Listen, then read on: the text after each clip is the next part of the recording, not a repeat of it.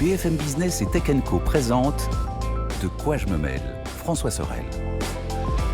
Bonjour à tous, ravi de vous retrouver, bienvenue sur BFM Business le week-end, mais aussi sur la chaîne Tech Co, sur la chaîne YouTube aussi de Tech Co pour retrouver De quoi je me mêle.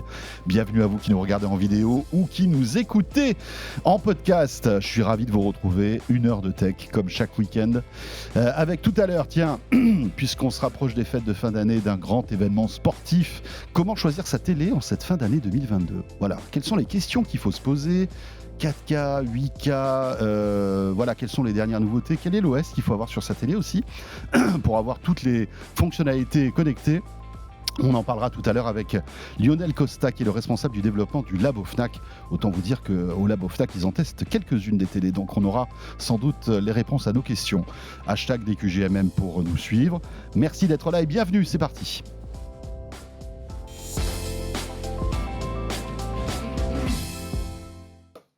Le club de la presse IT pour commencer avec cette semaine Anthony Morel. Bonjour Anthony. Bonjour François.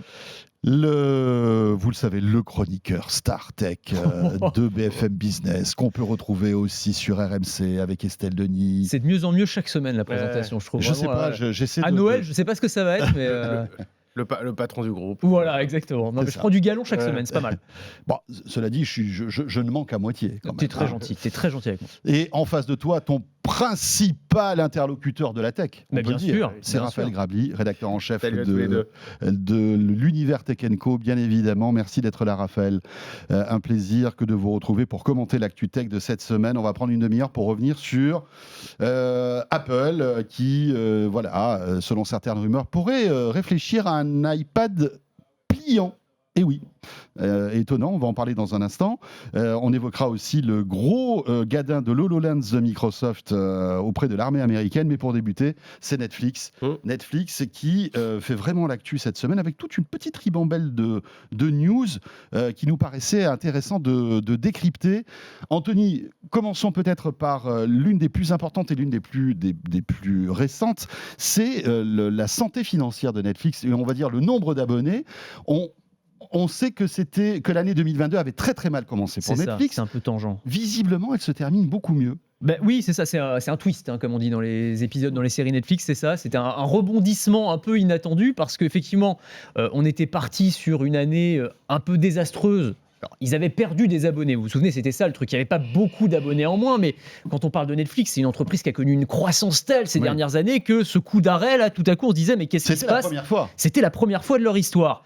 Et là, alors ils ont publié leurs résultats financiers et c'est vrai que ça a été plutôt rassurant puisqu'ils gagnent 2,5 millions d'abonnés, ce qui est vraiment pas mal, et que les perspectives pour la suite sont plutôt positives aussi. Alors ça peut s'expliquer de plusieurs manières. D'abord parce que en termes de contenu, là, ce trimestre, il a été plutôt costaud. Si vous regardez les nouveautés sur Netflix, bon, alors le gros succès, ça a été la saison 4 de Stranger Things, là, qui a battu tous les records, qui est excellente d'ailleurs si vous ne l'avez pas vu, mais 1 milliard d'heures de visionnage. Tu la conseilles ? Ah oui, non, mais Stranger Things, je conseille à fond. Et c'est une très bonne saison avec des morceaux de bravoure, enfin des scènes absolument incroyables. C'est bizarre parce que, alors, petit aparté, alors...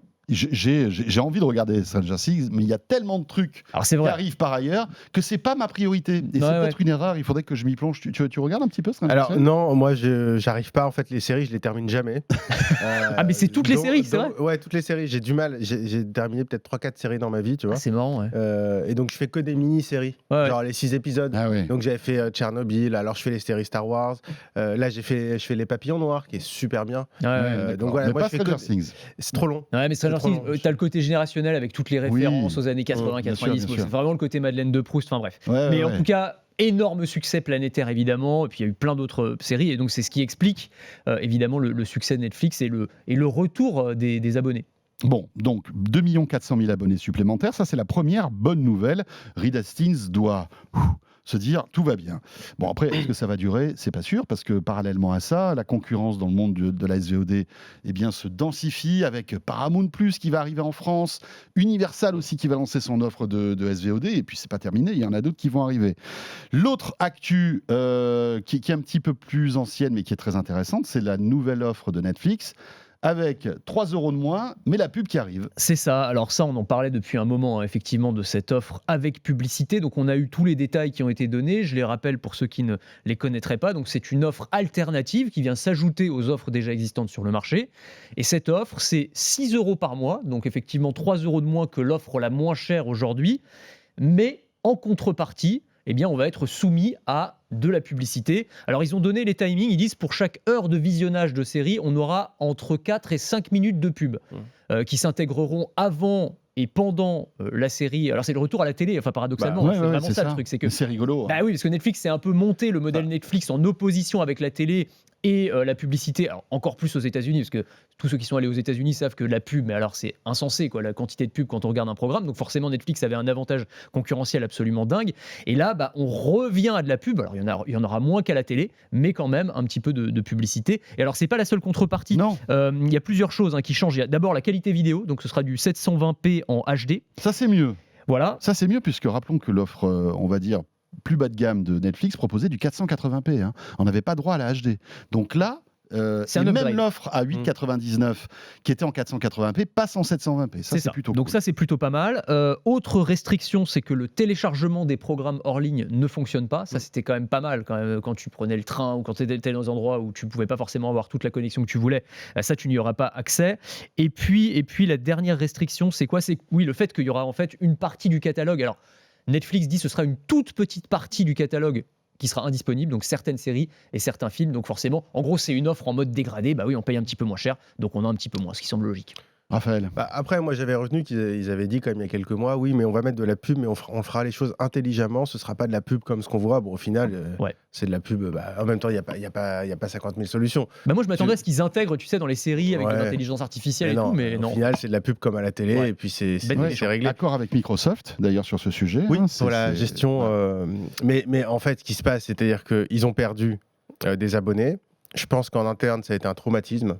Ils se sont dit plus jamais ça, on ne veut plus jamais perdre d'abonnés. Et donc, ils mettent 2 armes pour ne plus perdre d'abonnés, plus jamais. C'est-à-dire, 1, des forfaits pas chers. 2, ça va ensemble, on va facturer le partage de compte. Parce que ça aussi, ils ont dit que ça allait arriver. Et ça va arriver. Troisième news intéressante. Voilà. Hein. Et ça a déjà été lancé dans certains pays d'Amérique du Sud, d'Amérique latine, plutôt. C'était des pays tests un peu. Des pays tests. Or, le test a fonctionné parce qu'ils ont dit on va l'appliquer partout dans le monde. C'est-à-dire qu'en fait, si on veut utiliser Netflix à 2 endroits différents, bah, il faudra payer un petit supplément pour avoir le droit d'accoler un profil, mais avec une utilisation ailleurs. Gros, alors que on comprenne bien, parce que c'est un sujet très important. Vous êtes très nombreux à poser des questions sur ça, parce qu'on y est tous. Hein. Voilà, ça va nous arriver dessus. Hein. On paye un abonnement à 19 €, qui est le modem, l'abonnement le plus cher avec la 4K, etc. Et 4 comptes. D'accord. Auparavant, Raph, on se partageait les frais et on avait 2 comptes chacun. Là, on ne pourra plus faire ça. En fait. Exactement. Ce qui était interdit mais toléré, en fait. Voilà, exactement. Toléré, mais c'était pas dans le règlement. Pas interdit. C'était une ligne grise que tu franchissais. Mais je pense qu'on n'a pas été les seuls à le faire. Bah non, 100 millions de personnes. Mais tant qu'ils engrangeaient des abonnés à tour de bras, ils s'en fichaient. Maintenant, les abonnés, il faut aller chercher. Donc maintenant, c'est plus compliqué. On resserre les vis. Et donc, effectivement, si tu veux utiliser, donc tu crées un profil que tu veux utiliser, par exemple, physiquement ailleurs avec une autre adresse IP. Bah, dans ce cas-là, tu devras payer 5 € en plus pour utiliser un profil supplémentaire, si ce n'est que c'est limité, parce que c'est limité forcément à la télé. Sur mobile, par définition, tu bouges, donc Netflix ne peut pas vérifier donc en fait, ça. Tu pourras créer des sous-comptes, en fait, c'est ça l'idée, c'est que tu auras ton compte principal et après tu pourras avoir des sous-comptes qui sont... Alors, on n'a pas encore le prix, effectivement, je crois que dans l'Amérique latine, c'est autour de 3, 4, 4 €. Quelques euros. Quelques euros, ouais. Mais du coup, alors je suis d'accord avec toi, on n'a pas les réponses à toutes les questions, en fait. Parce que où est-ce que tu fixes la limite ? C'est-à-dire créer des sous-comptes, tu vas pas en créer. Parce que sinon, moi, je vais faire le Airbnb de Netflix. Je vais faire de la sous-location de comptes. Tu vois, je vais en créer 150 et puis je vais les sous-louer à des gens. Tu vois, c'est quoi la limite en fait du nombre de sous-comptes que tu peux créer ? Et puis la deuxième question à laquelle on n'a pas de réponse et qui est très importante, c'est quelle mesure de coercition Netflix veut et peut prendre pour quand on respectera pas la règle finalement pour je pense qu'il bloquera tout simplement la diffusion et puis cette règle c'est quoi ailleurs que dans le foyer. Mais c'est quoi cette règle ? Admettons qu'on a un compte famille, tu as 2 adultes, 2 enfants, ok ? Les enfants s'en vont. Et ben, t'as pas le droit, non. Ils partent en vacances. Mais- En fait, c'est plus un compte famille, c'est un compte foyer. C'est un compte maison. Non, mais on est d'accord Ouais. que c'est Après, surréaliste, en fait. Mais ça, c'est Et déjà que- la règle aujourd'hui. Si par exemple, si tu as un fils qui va faire ses études à l'autre bout de la France, Ouais. en théorie, il n'a pas le droit d'utiliser. Bah oui. Ton compte compte Netflix. Netflix. Bah ouais. D'accord. Mais on est d'accord que ça va être une décision très impopulaire parce que là, pour l'instant, nous, on en parle, mais les gens ne sont pas au courant. Mais hein. finalement, ça va être terrible pour Netflix. moi, ce qui m'a marqué, c'est aussi sur la pub. L'abonnement avec pub, alors il y a des gens qui le reçoivent plutôt bien, mais il y a aussi beaucoup de gens que ça énerve en fait de se dire Netflix était sans pub, maintenant ça va être avec pub. Et ce qui est vrai, c'est que si on regarde sur, mettons, Après, 4-5 c'est avec ans, pub si on souscrit l'abonnement, parce qu'il faut aussi être clair là-dessus. Oui, mais si vous êtes justement- déjà abonné sur Netflix, il n'y a rien qui va se passer. Oui, il faut mais- que vous souscriviez le nouvel Ah, mais il a abonnement. raison. le problème, c'est que si on compare avec il y a 5 ans, comme Netflix a augmenté ses prix, c'est normal, ils ont fait des prix pour être déficitaires, mais pour engranger de l'abonné. Après, maintenant, il faut être rentable, donc ils ont augmenté leur prix. Mais si on compare en photo ce qu'on a aujourd'hui avec la pub et ce qu'on avait il y a 5 ans, on se retrouve quasiment avec finalement le même prix, mais avec de la pub.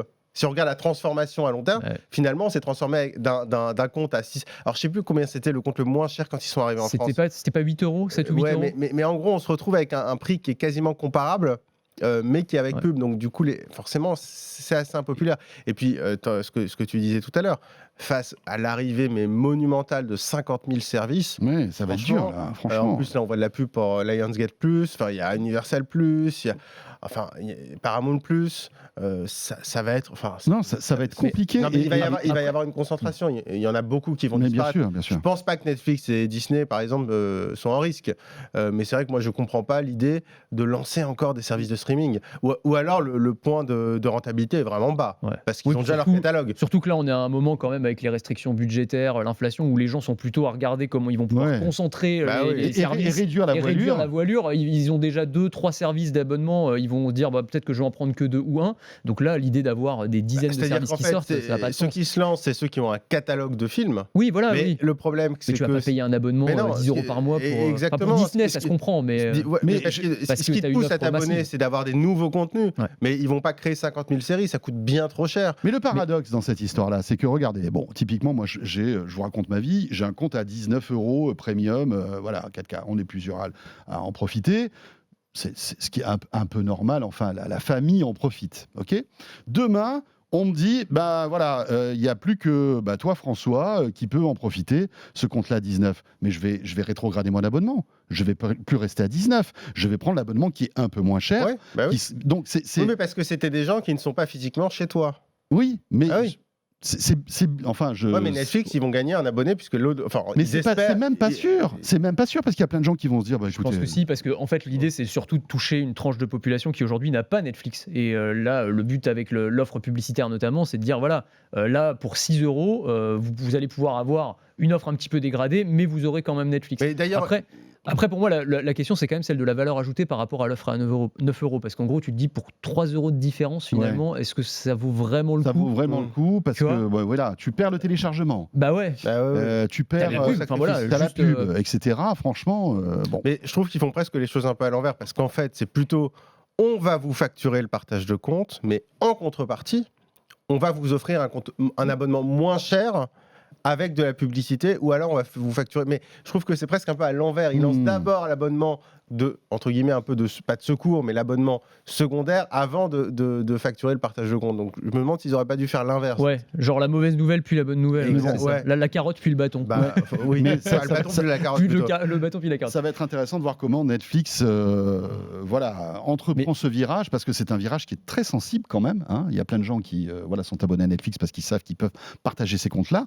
À partir du moment où on leur interdit ça et on enlève ce privilège, ils risquent d'avoir de la casse. Mais tu ça as va raison être de dire que intéressant de voir. en fait, la bataille est très très rude en ce moment. Et là, Netflix, ils n'ont pas tellement le choix. Ils sont Oui. obligés d'innover Mais pour est-ce que c'est essayer le bon moment d'engranger des aussi abonnés. On voit Tu sais, que T'as aussi le fait, c'est pareil, ils l'ont dit d'un mot, mais le fait qu'ils s'intéressent de plus en plus aux jeux vidéo, Oui. ça c'est un point qui est très intéressant. C'est-à-dire qu'ils sont obligés aussi d'opérer une diversification stratégique parce qu'il y a aujourd'hui une telle bataille pour ce qu'on pourrait appeler le temps de cerveau disponible, ce que certains appelaient le temps de c'est ça, cerveau disponible. c'est ça. ou le temps d'écran disponible en tout cas, qu'aujourd'hui, tu es obligé de faire un peu tout. Ce que disait Reed Hastings, il l'a dit déjà plusieurs fois en interview, c'est mon principal concurrent aujourd'hui, c'est pas Disney Plus ou les services ou Amazon Prime, c'est Fortnite. Enfin, en gros, c'est le jeu vidéo en ligne et c'est là-dessus qu'il faut aller combattre. Et donc, ils sont en train de lancer. Alors, ils ont déjà d'ailleurs un service de gaming qui s'est lancé un petit peu discrètement. Ils ont embauché des grands noms du secteur, Mike Verdu notamment. Et ils pourraient aussi, on a appris ça, s'intéresser également à des services de cloud gaming, ce qui est assez étonnant vu les déboires récents de Stadia, mais pourquoi pas. Bon, on verra bien. Après, ils ont une légitimité en disant, nous, notre spécialité, c'est, on va dire, le divertissement en streaming. Donc, pourquoi pas le jeu vidéo. Les films, donc pourquoi pas le jeu vidéo. Et d'ailleurs, Absolument. Ce qu'ils disent, alors ils n'ont pas d'offre qui sera lancée, ils disaient on regarde. Ce qu'ils disent finalement, c'est Stadia était une réussite technique, mais mal commercialisée. Or, Netflix, c'est bien commercialisé.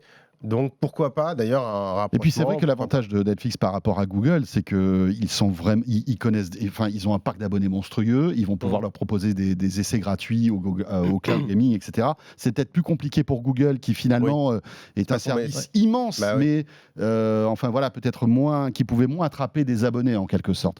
Donc à suivre concernant Netflix.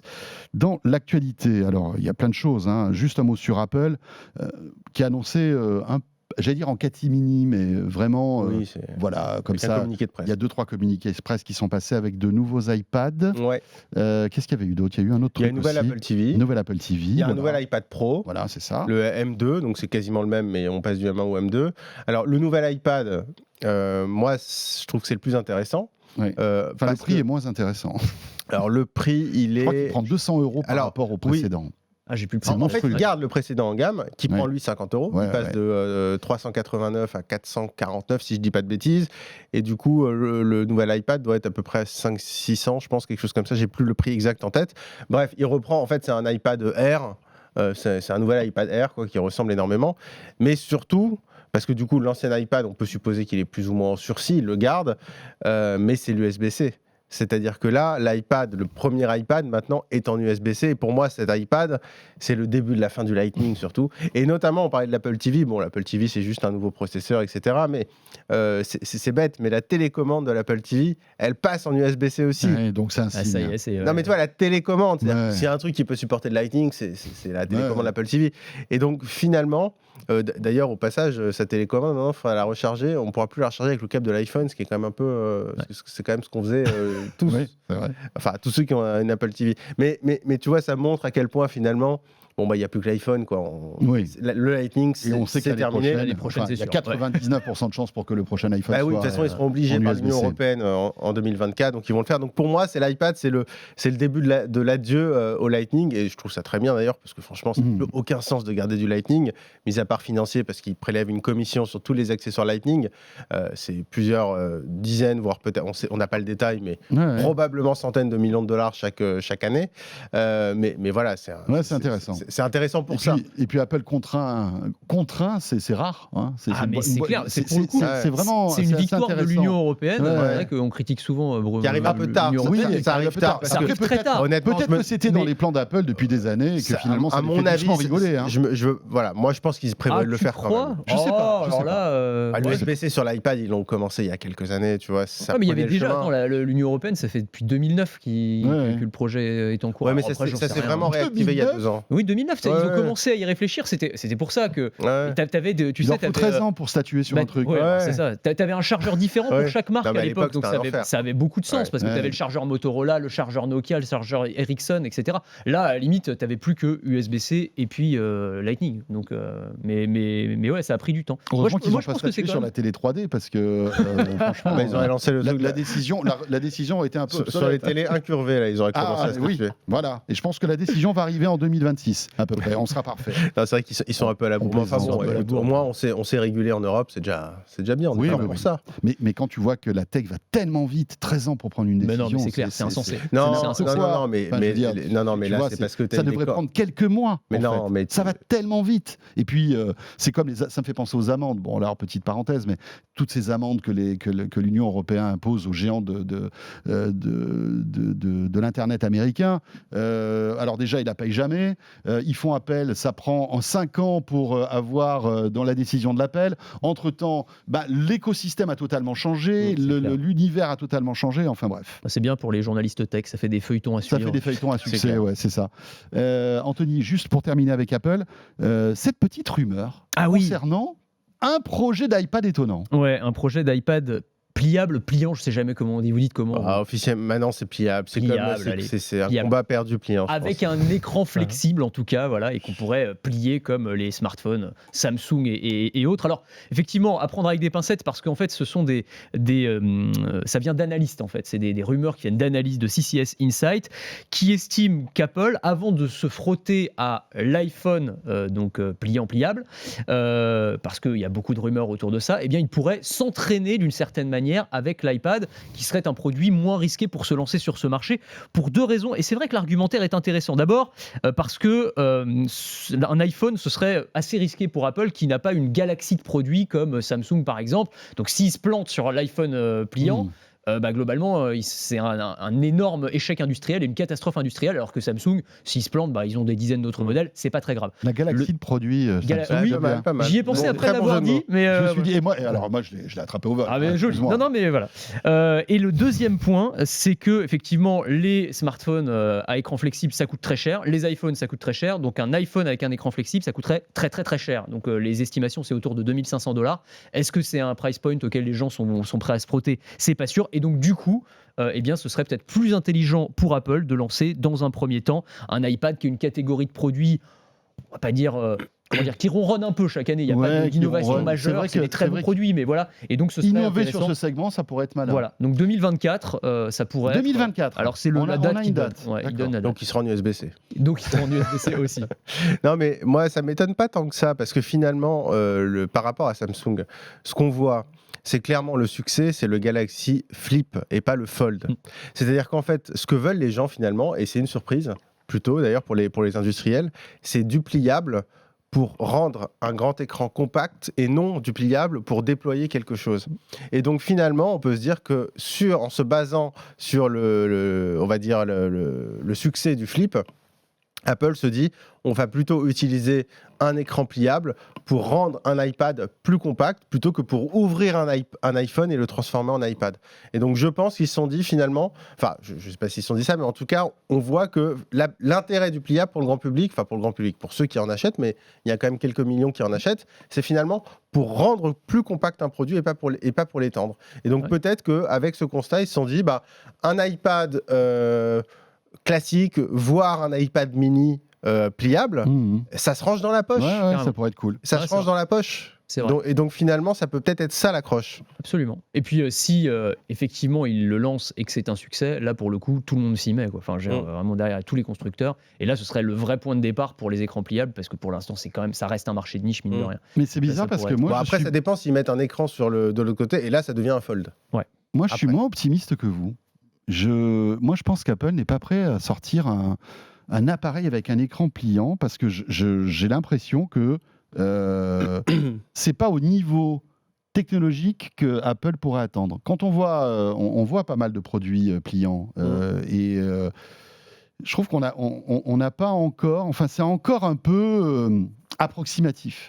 Et je pense que pour Apple, c'est pas encore une voie techniquement prête à 100%. Alors peut-être que d'ici 2024, ils auront résolu des problèmes que voilà, ils estiment avoir aujourd'hui, mais je sais pas, je suis un peu plus dubitatif. Parce que ça s'est beaucoup amélioré quand même, depuis les premiers modèles. Oui, mais Samsung. tu vois, on voit pas mal de PC. Alors, il faut quand même saluer, c'est qui ? C'est Asus qui a sorti le Fold, le PC Fold, etc.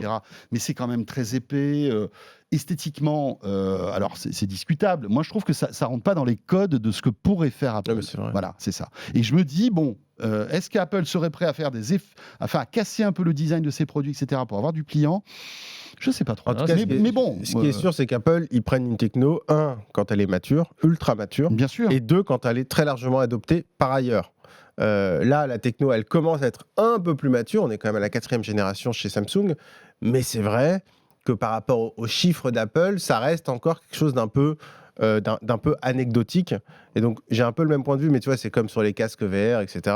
D'ailleurs, ils ont dit, le casque VR, Tim Cook a déjà dit que il aimait pas tellement la VR, finalement. En VR, non. Donc, le Mais réalité casque augmentée, AR, oui. réalité augmentée, oui, on mais sait qu'ils pareil. travaillent là-dessus. Mais pareil, moi, à ce niveau-là, j'imagine pas du tout Apple sortir un casque AR. Donc, c'est-à-dire, s'ils Ouais, sortent que un ce soit truc, des lunettes. ce sera des belles lunettes, Ouais. des trucs comme ça. Mais je suis d'accord qu'ils attendent qu'une techno soit très mature. Et après, honnêtement, ça fera peut-être aussi comme l'histoire du capteur d'empreinte sous l'écran. Pendant des années, on disait Apple va peut-être enfin le mettre. Puis, Finalement, Apple, ils disent non, mais attendez, on a Face ID, nous emmerdez pas avec ça, ça sert à rien, et puis on le fera jamais, c'est tout. Dans l'actualité, Microsoft aussi. Alors bon, Microsoft qui a rencontré un gros problème avec l'armée américaine. Ouais. Ça arrive, hein. Il faut savoir que Microsoft a des milliers de clients, et notamment l'armée américaine, sur un produit bien précis, qui est en fait ces fameuses lunettes HoloLens, vous savez, qui nous permettent d'avoir de la réalité augmentée. Tu en parlais il y a un instant, justement. Gros contrat passé avec l'armée américaine. Très gros contrat. 22 milliards, je crois. 22 milliards de dollars pour équiper les soldats ou une partie des forces armées américaines avec des casques HoloLens. Alors à quoi ça servirait un casque HoloLens pour l'armée américaine? Ces casques donc de réalité mixte qui sont encore une fois assez encombrants. On parlait de ceux de Facebook, de Meta la semaine dernière, c'est un petit peu le même principe. Donc ce sont des grosses lunettes qui permettent en surimpression d'avoir un certain nombre d'informations numériques qui viennent s'afficher, un peu comme les Google Glass à l'époque. Et là, l'idée, ce serait d'afficher des informations tactiques, tu vois, pour les soldats, ils sont sur le champ de bataille, c'est Call of Duty pour de vrai, quoi. C'est-à-dire que tu as la minimap qui s'affiche dans ton champ de vision, tu peux voir les membres de ton escouade, éventuellement des ennemis. Ils ont été adaptés aussi pour avoir apparemment des systèmes de vision thermique et de vision nocturne. Bien sûr. Donc tu vois en fait les ennemis qui pourraient être cachés Exactement. derrière des... Donc c'est un outil qui peut être hyper intéressant, Ouais. enfin, très séduisant sur le papier, Bien c'est un sûr. côté vraiment film de science-fiction. Et Enfin, d'ailleurs ça fait un tellement peu- séduisant que l'armée a signé ce Ah oui. contrat avec Microsoft 22 en disant, milliards. Non. voilà, On va équiper vous allez équiper, alors je ne sais pas, sans doute pas tous les militaires américains, mais en tout cas des milliers, d'unités qui ont été de combattants en commandées. quelque sorte. Alors, sachant que ce contrat, il se fait par tranche, c'est-à-dire que pour l'instant, on est en phase de test, et on ne sait pas si ça va aller jusqu'au bout, puisque le problème, c'est que sur les premiers tests, les premières expérimentations qui ont été réalisées, en gros, les soldats ont envie de vomir. Ça se passe pas très bien, ils ont mal à la tête, ils ont des nausées, parce que c'est des casques, ça reste des casques qui sont relativement encombrants, on t'affiche des informations dans ton champ de vision en permanence, et qu'il y a un moment, forcément, t'es pas très très bien. Et donc, au bout de quelques heures, les soldats se sentent pas bien. Le deuxième point, et c'est peut-être encore plus grave, c'est que ces casques, comme ils sont lumineux, il y a des petites loupiottes qui sont allumées, les soldats disent ouais c'est bien gentil mais on va se faire repérer par l'ennemi quoi. Donc globalement C'est-à-dire qu'en pleine nuit, c'est sympa d'avoir des casques avec de la réalité mixte, mais si c'est pour se faire tuer à cause d'eux, c'est peut-être pas la peine. c'est pas très bon.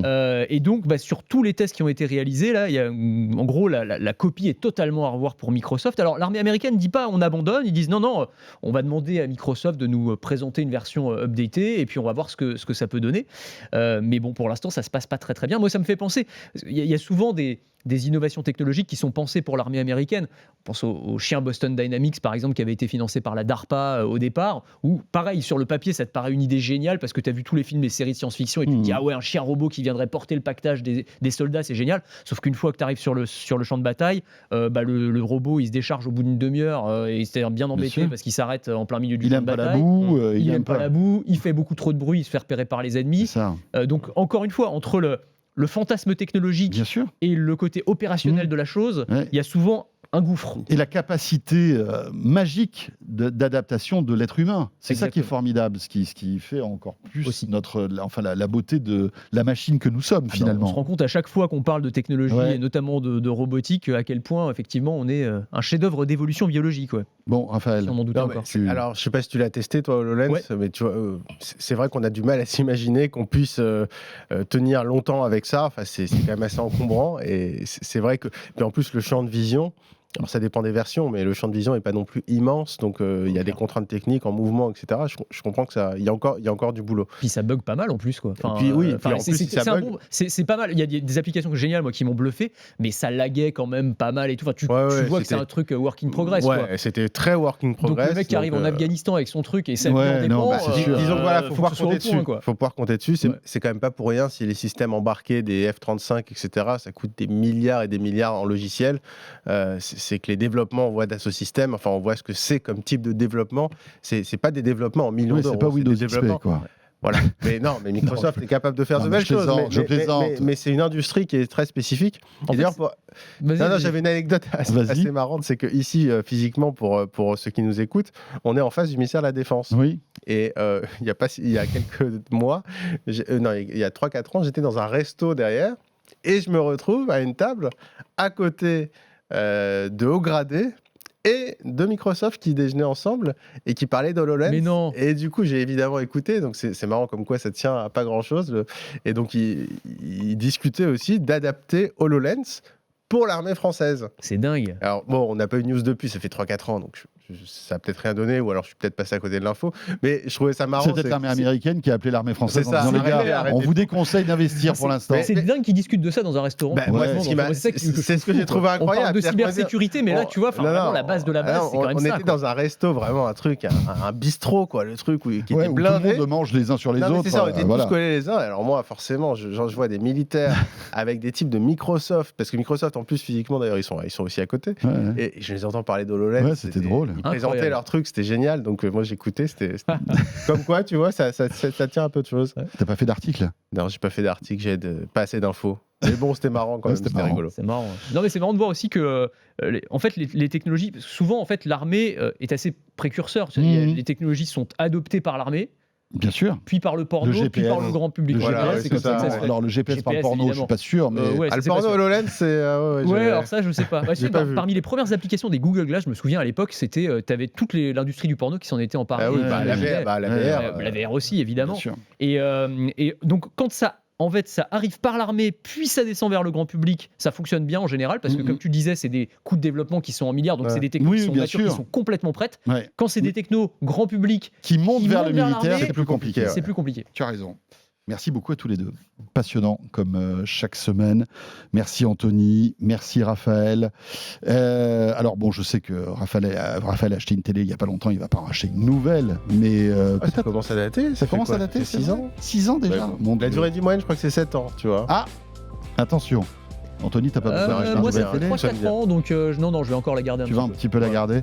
Bon, en tout cas, pour tous ceux qui sont avec nous, restez là, puisque dans un instant, malgré tout, on va vous donner quelques conseils pour choisir votre nouvelle télé à l'approche des fêtes de fin d'année, du Black Friday et de la Coupe du Monde. Voilà, c'est intéressant, on en parle avec le Labo Fnac. À tout de suite. De quoi je me mêle sur BFM Business et Tech & Co.